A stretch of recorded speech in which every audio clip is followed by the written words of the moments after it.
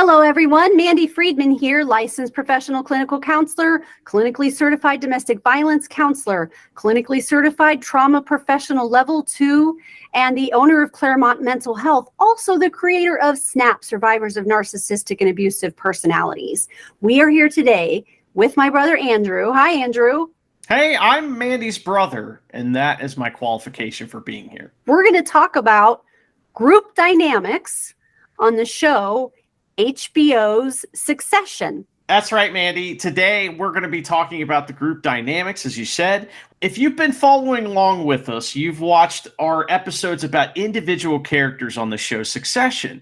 Now, we're going to fit those together and see how those individuals work together in a group dynamic. Mandy, there are some characters that we haven't introduced yet, though, and you like to refer those as the sharks. Is that correct? Yes, I like to call them the sharks. It's a nice wildlife metaphor. We like our wildlife metaphors on this show. And, sharks are the ones that are swimming in the dangerous waters. They're the ones that are the alphas, and they're not afraid to go up against something scary, and they're not afraid to take risks. So the sharks on this show, for me, are the corporate executives that may not be related to the family, but also some other people that are kind of partially in the family a little bit, like, say, Marcia. I characterize Marcia as a shark. She has her own agenda. She has her own goals that she is trying to move forward. And she's not quite part of the family all at the same time. Even though she's married to Logan, she and her stepchildren do not get along at all. So the sharks, for me, are the people like Lawrence Yee, is someone that we meet in the beginning, that they wind up doing a hostile takeover of his company, and then he's on their board. You see Kendall go in and do this, corporate takeover with Lawrence Yee. Another one is Jerry. Jerry is the female executive on the team that you see with the blonde hair and winds up hanging out with Roman quite a bit. And then we have Stewie. Stewie works for Sandy. Sandy has a daughter named Sandy, but Stewie's really good friends with Kendall. A couple more I can think of are Frank and Carl. And I know there are many more that we're going to come across throughout the series. Now, Mandy, as we've been going through the series, we've been talking about one-to-one, like individual dynamics quite a bit. And in this, we're going to talk about group dynamics. So what is the difference between those two? And we'll talk about then how our themes apply. An individual dynamic, meaning one-to-one, it could be an intimate partner relationship. It could be the siblings between each other. It could be, one person going to therapy, for example. Right? That's an individual type of approach. You're just focusing on the one person. When we start working and looking systemically at group dynamics, now we're pulling in all the individuals and seeing how they interplay in their system. It's important to mention that narcissistically abusive tactics, traits, and manipulative strategies not only exist in those one-to-one relationships between, say, a husband and a wife, they also exist in groups and in systems, in corporations, in organizations, that as a whole, a system can have a culture of being narcissistically abusive. Family systems can be, as a system, narcissistically abusive and toxic and manipulative as a group. And the difference between the two is one is way more complicated than the other. Another difference could be that often the people that struggle with the individual relationships come from a system that caused the issues in the first place that led them to be in those intimate partner relationships later in life. So the difference is one is super, super complicated. The other of the individual is almost an outcome of what happens when you're involved in abusive systems. Would it be safe to say then that a one-to-one dynamic that's simple to explain, for example, as you mentioned, say physically abusive relationship between a husband and wife, that same dynamic may manifest in a group, But because there's so many other things manifesting at the same time with other, people in the group, that might manifest in a different way, or would it manifest in the same way, you think? Well, it manifests a little bit differently because you have different players involved and more people working together to support and keep that system going. If someone wants to change or leave the system, they risk being ostracized. That's, I guess, similar to being in the individual relationships too, is that people don't want to leave because they're afraid that it's going to destroy their relationship. Well, when it's your whole family, and not only that, they're a famous rich family, it's really hard to walk away from something like this. So the dynamic system keeps people stuck in it. One of the things that I find interesting about Succession, too, is because it mixes the family dynamic with the corporate dynamic, it makes it even more complicated. Let's talk about our first theme that we're going to cover today, and that is wildlife metaphors. How are some of those showing up in the group dynamics on this show? Well, just the term sharks, which, I applied to that group, but that really shows you what we're dealing with here when we just call them the sharks. That in itself is a wildlife metaphor. But one of the first ones we see comes from Marcia when she invites Ewan to the Thanksgiving family dinner, which is the most awkward Thanksgiving ever. She says about Ewan and Logan, "You two are a couple of noble stags that won't stop fighting." And that was her way of respecting them as the elder males, the patriarchal figures, and basically making it seem like, it would be natural that you would be bumping heads, you two noble stags. Really, they're just dickheads, assholes. That's it's not Yeah. There's no like loveliness to it. They're not old stags. They're just jerks.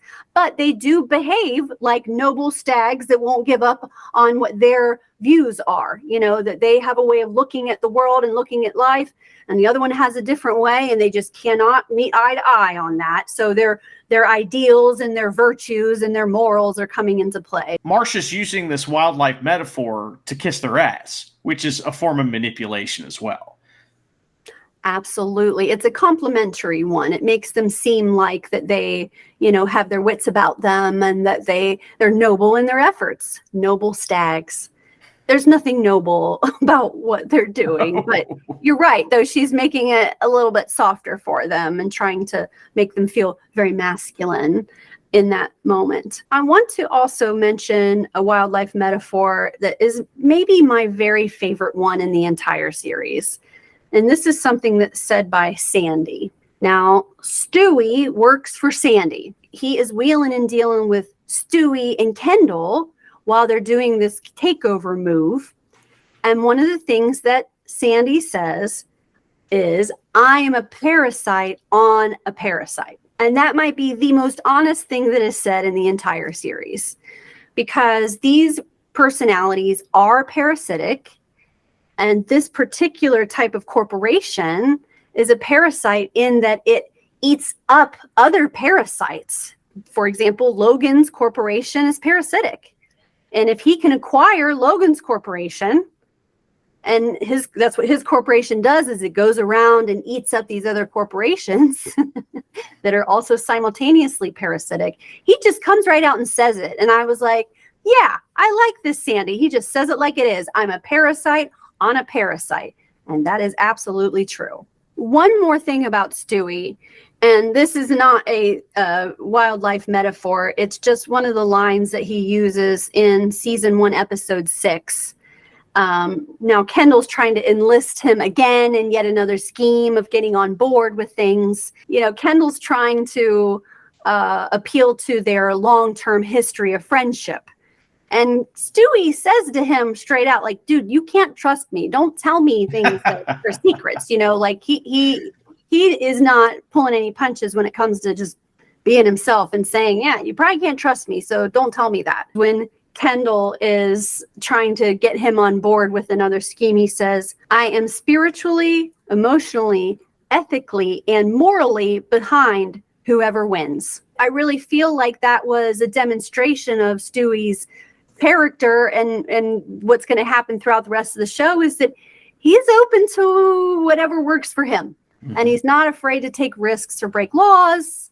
He's not afraid to lose relationships. He'll do whatever it takes. And that's what makes him a shark. I mean, that's the thing about the sharks, is that they know how to play the game. They realize where they're swimming. They know that there's other sharks around, and they're good at navigating that environment. Another one of our themes that we've talked about a little bit is love bombing. How is this showing up in the group dynamics in the show Succession? What's important to know about love bombing is that it has to do with a cycle of abuse that is devaluation and then discard, right? So when we love bomb someone, we're trying to get them into a more malleable state of thinking, that if I'm nice to you and I love bomb you, you're not gonna be mad at me anymore. You might go along with what I want you to do. And Logan is the king of love bombing. We see Logan using love bombing as he discards people that are his traitors, people that don't agree with him, people that are, trying to find back doors around him. He will kind of push them away, and then he'll reel them back in. You can see the clearly defined abusive cycle, including the love bombing moments when he tries to reel them back in. And that moment when the love bombing doesn't work, and then he turns nasty.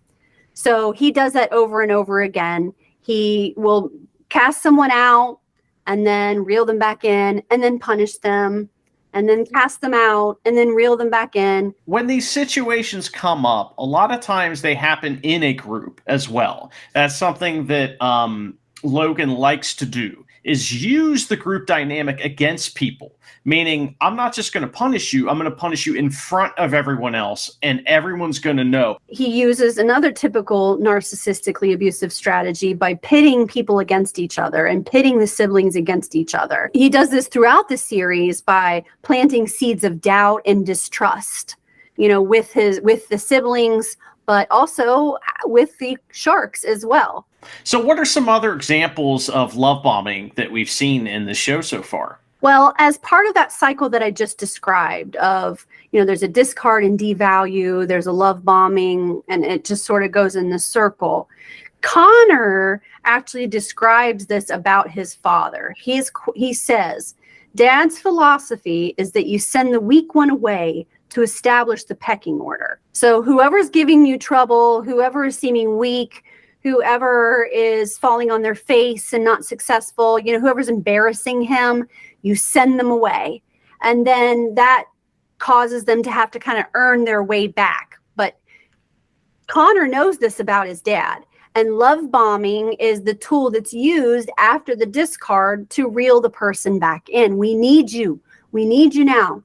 And you're my number one. And I can't do it without you. And you got to do this for your family, and whatever he does to bring them back. Now, if you do this, then the future might be bright, right? So we got love bombing, future faking, discard, devaluing, all happening all at the same time. Now, he uses love bombing and future faking and whitewashing or narcissistic amnesia when he draws them back in. So as he's using the love bombing and the future faking to pull them back in, it's under the understanding that we're not talking about the past, that I don't even know what you're mad about. We're not going to discuss that and won't be resolved. So that's that narcissistic amnesia that we see at times. Well, that's pretty cool, because that actually wraps a bunch of our themes together, including the next one we want to talk about, which is future faking. The show is called Succession. It's about the succession. It's about the future. And it's about a future that they really, really want for themselves, the people that are going to be the successors. Logan loves to future fake on that exact topic to control the dynamic, not just with his kids and the family, but with the executives as well, because their futures are all tied up in it too. So they don't know what their future is going to be. He uses that future, the succession, what's going to happen next, as one of the biggest manipulative strategies in the entire series, is that hopefulness that he instills in people that they now have a better position with him, or that there might be something in the future for them.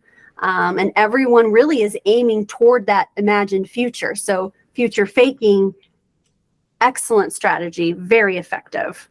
one of the first examples of that we see is basically the inciting incident that kind of starts the whole show. And that is that, of course, Logan has a stroke, but what I'm referring to is his son, Kendall, is ready to give his big speech because he's taking over the company, right?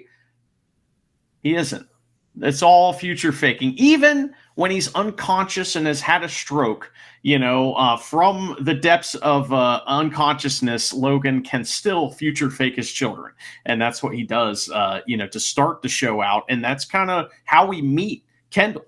Earlier, you mentioned that when Logan will push people away, he will use love bombing to bring them back. I think a lot of times he's using that to keep the people in place, too.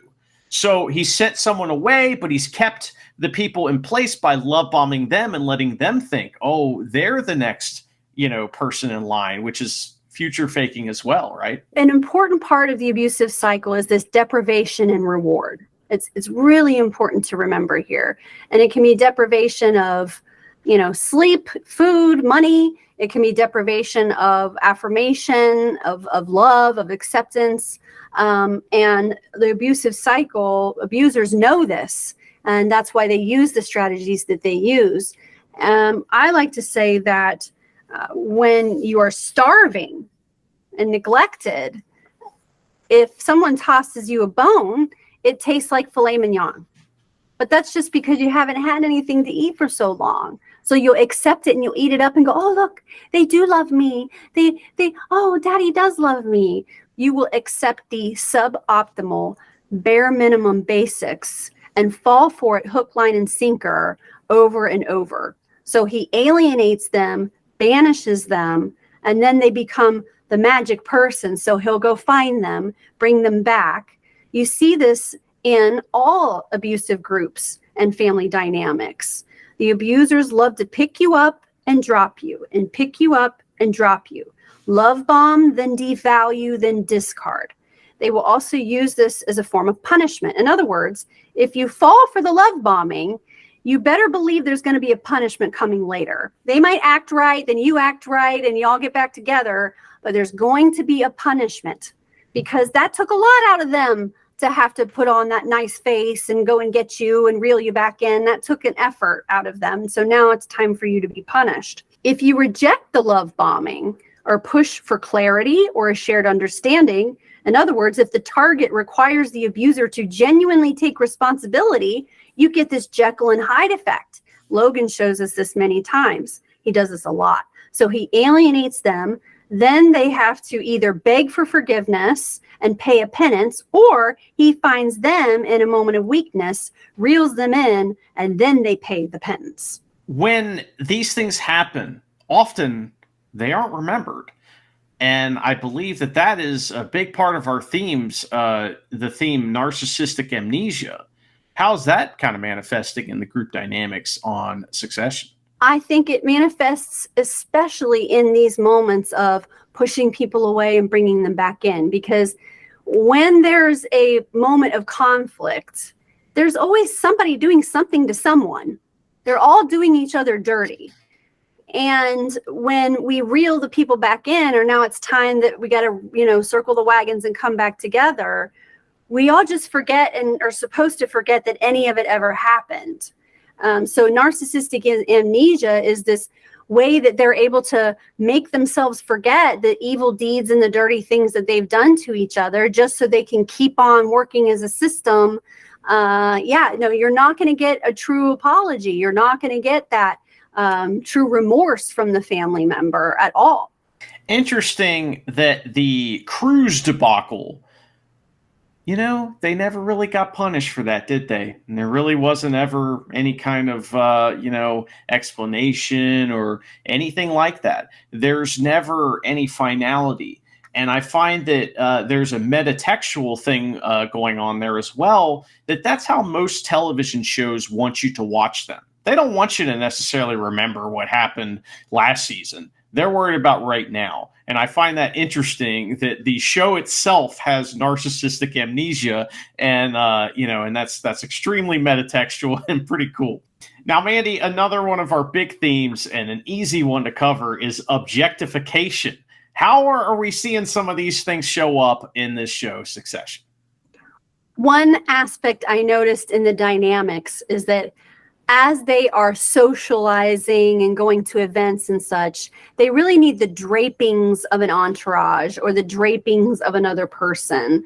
If it's Kendall, he wants to have a beautiful woman on his arm that makes him look good. Roman just has a woman on his arm so that it looks like he's a woman on his arm. But, he also has the drapings of people around him.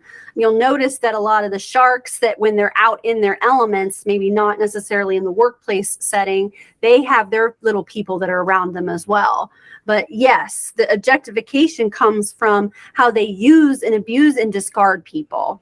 We have Roman's first girlfriend, how that whole thing went. There was the actress that Kendall was snuggling up to for a second, then he discards her. I mean, people are objects. We can't get any clearer with it. They even have an acronym, not a real person. I mean, I didn't make that up. That's in the show. So yes, objectification, for sure. Do you think that sometimes when the characters are calling each other names, that's a little bit of objectification as well? Yes, and that's a very Machiavellian strategy, is to dehumanize your enemy. So objectification works in that sense, that people are objects, and that allows us to further harm them because we don't care about them. Well, you mentioned something about kind of wearing people like clothing almost, you said draping. And that reminds me of another one of our themes. And that is another one we've mentioned over and over again, because you just mentioned 3 different versions of it and examples, and that's flying monkeys. So, each one of these characters wants to have this entourage so that they can build their little army of flying monkeys, right? Exactly. Yes. They need their eyes and their ears. And people that will report back. And then those people that are the flying monkeys, they have their own game that they're playing. They're jockeying for position too. These flying monkeys, the objectification, the narcissistic amnesia, future faking, all these themes kind of help the subject do something. And one of those things is controlling the narrative, right? Controlling the narrative is everything. It is everything. It defines reality in a sense. And that's why they're always haggling over reality so frequently. But one way that they control the narrative, or Logan controls the narrative, is in ways that do not reveal his weaknesses or his vulnerabilities. Now, they all go out to the desert for this supposed family therapy session that's going to happen. They're going to have a retreat with family therapy. Up until this point, they've been no contact for a little bit of time, and they seem actually a lot happier or better just in general because they have been no contact. But nevertheless, they show up for the family therapy. One of the things we see right away is that Logan is in the pool early in the morning with Marcia. He's still recovering from his stroke. And we can see on his back all these scars. It looks like he had been beaten over and over again throughout his childhood, most likely whipped and beaten. And this is not something that he shows anyone. In fact, the children believe that he can't swim. They don't even know that he can swim. We see him swimming in season 1 as he recovers from the stroke, his back covered in scars.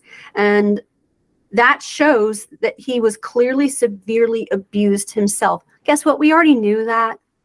I didn't even have to see those scars. I could have told you that, because that's what creates a person like this. Is he doesn't want anyone to see the scars because it would be far too vulnerable for him. So he lets them believe that he doesn't know how to swim instead of letting them know the truth about his own history.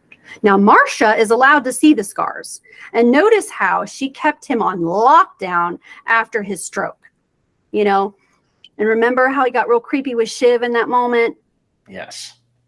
Well, Marcia would have known that was going on. Marcia knew that he was not in a very dignified state and that he would die before he would want people to see him that way. Well, we see that in this example of the pool. Now, Marcia protecting Logan also is like a double-edged sword because she's protecting her investment. She's protecting her money. She's not just protecting a person, which she doesn't really care that much about him as far as that goes, but she's a shareholder. And there's all kinds of shenanigans where in this state that he's in, she's trying to get him to get certain papers signed and all kinds of stuff. So, I think that's her self-controlling her own narrative right there. Exactly. I mean, she's a shark. So yeah. If Logan's successful, then she's more likely to get what she wants. If people leave Logan alone and protect him, then she's protected. And yeah, so her future and successful financial future is tied to Logan, his health, his relationship with his kids, and she has maneuvered herself in a way that puts her in the best position possible. Now, we mentioned that they all came together to do this family therapy in the desert, and this family therapist shows up, and one of the first things that happens is they get together and Logan is pretending to participate in it, and he just says the same line over and over again. I tried my best. Everything I've done is for my kids. I do everything for my children, and I'm sorry. Salad. What? Word salad. Word salad. Yes. Yeah. Word salad. Exactly. He's just kind of, got this script that he says over and over again. And now they're putting two and two together. Okay, we're not actually here for family therapy. The kids start pointing it out. And the therapist says, you know what? Let's take a break and let's start again tomorrow. We'll dig in again tomorrow. And he says, let's all go for a swim. And I think at that point is when somebody said, oh, Dad can't swim. So what does he do? The family therapist is he dives headfirst into the shallow water, which also knocks his teeth out and sends him on his way. And I could not help as a therapist seeing the symbolism here, where this man really believes that he's going to do a deep dive with this family, that they're going to go deep and they're going to get to those core issues, but he doesn't know who he's actually dealing with. They are going to be shallow to the point of violence. They're going to be shallow to the point that makes you shut up and knocks your teeth out and sends you on your merry way. They're not going to get deep. And if you try to go there, you might get hurt. I think that was incredible analysis, and I really enjoyed that. Watching the show, it's these kind of subtle things that sometimes wash over you the first time you watch them. But for someone like you, they poke you right in the eye, hopefully not, in a violent way. But next, Mandy, we want to talk about our next theme, which is transactional relationships, which shows up all over the show in complicated and sometimes very simple forms. What are some examples of this one? It's really that scene of them going to the family therapy that brought up the transactional aspect to me, because the dad, Logan, fully expected for them to stand for the photos. He fully expected for them to do him a favor and just stand for the photo. In therapy, when I am discussing narcissistically abusive relationships or family systems, I talk about the glossy photo. A narcissistically abusive family system or a family that is deeply affected by a narcissist has to abide by the glossy photo and what it looks like to the outside world. And what is happening here is, as a transaction, Logan is pretending like he's doing family therapy and making an effort with his relationship with his children. But in return, he has a big ask. And that's, can we all just have some narcissistic amnesia here and smile for that glossy photo and make everyone think that everything's okay? And that's a transaction. Even though he didn't follow through with his end of the deal of actually genuinely engaging in any therapy, it was a full-on trick to get them out there. He still thought it would be enough to get them to pose. We could surely come up with many, many other examples of transactional relationships. It's very easy to spot them in the show. The whole show is based on one giant transactional relationship between whoever might succeed Logan and Logan himself. So that one's easy.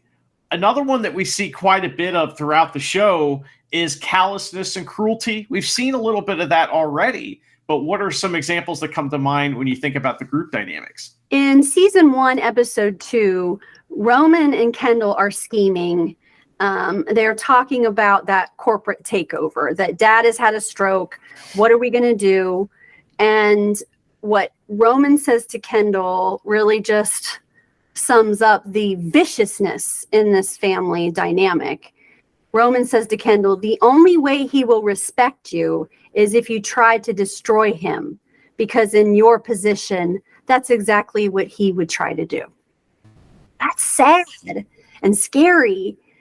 You want to earn the respect of your father, you have to go for the jugular, because if he was in your position, that's what he would do to you.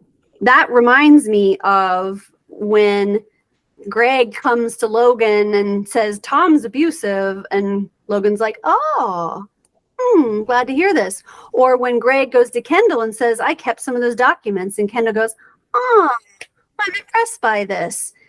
Callousness and cruelty is a love language. This is how we operate, and you just better be okay with it, that we are going to be as mean as possible to you. And that if you want respect, you have to be able to dish it out. You got to be cruel and mean back, and then that's how we will eventually respect you. This is our family culture. I thought it was really cruel the way that Logan spoke to Kendall when he woke up from his stroke and said, you're a fucking idiot.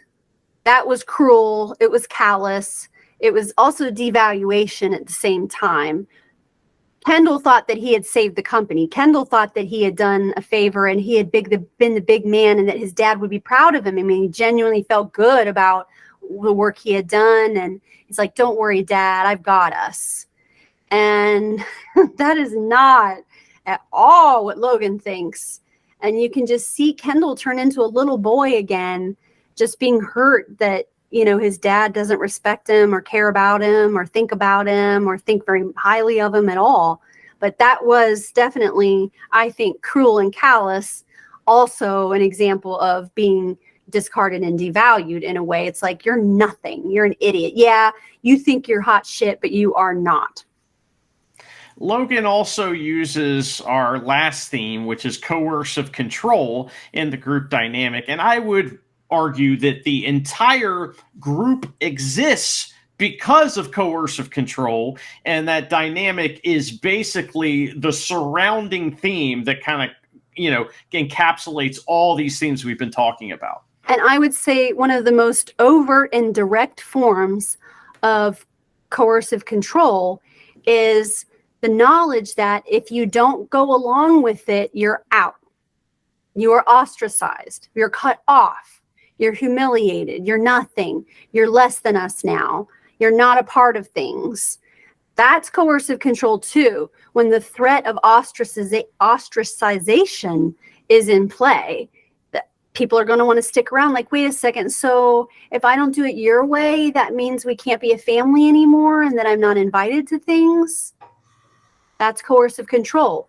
Or churches, for example, that create these kind of paths or rules that you have to go by. But if you don't, then you're not included in the church. Or you can't attend your children's wedding because you're not a member of the church and they're getting married in the church. You know, there's coercive control doesn't just have to be power over your money and your resources and over your mind. It can also just be the fear of being cast out. And that's really what a lot of them are afraid of. They know they're rich. They know that they'll be fine financially, but they don't want to be cast out of the family. But the family is a monster in itself. They want to be a part of something that is actually really harmful to them and that have turned them into the assholes that they are today, but they still need it. They still want it because it is hardwired in us to seek the approval and the affection and acceptance of our parents. And they want nothing more than for Logan to look at them and genuinely be proud of them. And they're scurrying around in this pathetic way to try to win that. And everyone around them sees it. The sharks see it. We all see it. And it's quite sad. But the coercive control comes from not only the being ostracized, but that daddy's going to be mad. And that's the worst thing ever, is if daddy's mad. And how do we know that? Well, because when daddy's mad, here's all the terrible things that happen. This is a good reason and a great example of why abuse and trauma is looked at as a cycle. Because, this is a perfect example of the cycle. Is Logan pushes his children away in order that they want to be near him. But as soon as they're near him, he pushes them away again. It's a shame, but is there any way to heal? I mean, I know that identifying these themes is a big part so that you can see these things when they happen in your life. But is separating yourself from a group dynamic that is harmful to you maybe the first step in healing? 100%. And we see it actually twice in the series, where the kids have been able to gain space from the situation. They're doing their own things, and they're maintaining their sibling relationships outside of their father. And you notice they're joking more, they're happier more, they're more lighthearted, because abusive relationships affect our brain. It affects the system of the brain that is your threat sensing system, the amygdala, and the survival mechanisms of the brain. And when someone has abused you throughout the course of your life, your brain pairs with that person almost like a Bluetooth, and you don't even realize it. It's called neuroception. And every time that person is around, you go on some form of alert or defense mechanism just from them being in the room, just from them texting you, or a smell that reminds you of them. Your alert system goes off. And that also affects our ability to function rationally and logically. And by gaining space from that, we can allow our brains to kind of recalibrate and locate our own perceptions again and figure out what's a threat and what isn't a threat, because we override the threat over and over again. Look at who they're hanging out with. They're all threatening, dangerous people. They're all terrible, evil people for the most part, and they override any sense of maybe this isn't okay, maybe this is dangerous, maybe that's a bad person, if they even have that to begin with, right? But for regular old normal people, yeah, you have to get away from it as much as possible. Now, we mentioned no contact, but there's also low contact when you don't have a choice. But getting away from it allows your brain to start healing. It helps you become more emotionally regulated when you take space away from those toxic people and those toxic behaviors. I want to wrap up the episode with one more really interesting metaphor that's a wildlife metaphor that really sums up this family dynamic. We're talking about the Thanksgiving where Marcia invites Ewan. Logan makes the comment to Kendall, everybody has their own things going on, including Marcia. Because remember, Marcia invited Kendall over to have dinner with his father, but his father didn't know he was even coming. No one knew that Ewan was coming. Marcia's making her own moves. So when Logan sees Kendall there and he's like, oh, did Marcia invite you? And Kendall's like, yeah. He's like, well, she's making her own moves too. She's doing those things. And everyone has their own games going on. She invites Logan's brother Ewan to the Thanksgiving dinner. And Ewan's quote is this, and this is what we will end with for season 1 of Succession. This whole family is a nest of vipers. They'll wrap themselves around you and they'll suffocate you. All right. Well, thanks so much for joining us. And, the succession, the family, of the Roys is the snake eating its own tail, and of course that wraps it up nicely. Mandy, what is our next episode going to be about? Our next episode, we are going to start with season 2, finally. And we'll start with Kendall, because the season 1 ended with Kendall having had that thing happen at the sister's wedding with the waiter.